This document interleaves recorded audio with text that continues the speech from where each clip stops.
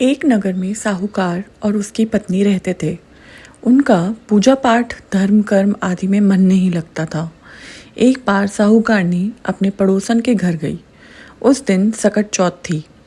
पड़ोसन गणेश जी की पूजा कर रही थी। तब साहूकारनी ने उससे पूछा, सकट चौथ का व्रत का क्या महत्व है और इसे रखने से क्या होता है। पड़ोसन ने सकट चौथ की महिमा बताते हुए कहा कि इस दिन व्रत रखने से अखंड सौभाग्य, पुत्र, धन, धान्य, बुद्धि, सिद्धि सब चीज़ों का वरदान मिलता है। साहूकारनी ने व्रत की महिमा जानकर व्रत रखने का संकल्प किया। साहूकारनी ने कहा कि अगर वह माँ बन जाती है तब वह सकट चौथ का व्रत करेगी। गजानन की कृपा से उसका गर्भ ठहर गया। यह देखकर वह बहुत खुश हुई और उसके मन में लालच और बढ़ गया। कहने लगी, अगर भगवान ने उसको बेटा दिया तो वह 2.5 सेर तिलकुट करेगी। भगवान ने उसकी सुन ली और सौभाग्य से उसके पुत्र हुआ। इतना सब कुछ पाने के बाद उसकी लालसा और बढ़ती चली गई। फिर उसने कहा कि जब बेटे का विवाह होगा तब मैं 5.25 सेर तिलकुट करूंगी।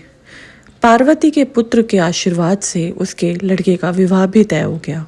सारी इच्छाएं पूरी होने के बाद भी उस साहूकारनी ने अपना संकल्प पूरा नहीं किया।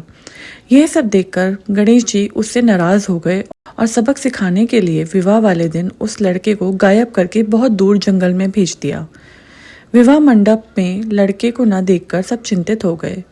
लड़के की होने वाली बहू उसे ढूंढने जंगल गई, लेकिन निराश होकर वापस आ गई।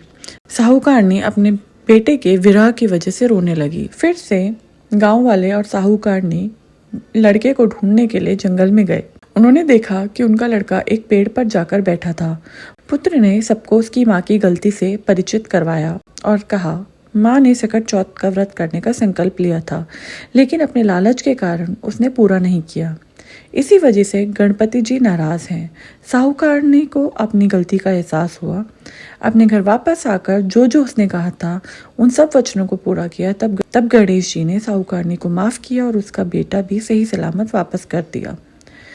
इसी तरह अगर कोई माता सच्चे मन से व्रत करेगी तो गणेश जी भी उसकी संतान पर आने वाले सभी संकट को हर लेंगे और लंबी आयु प्रदान करेंगे।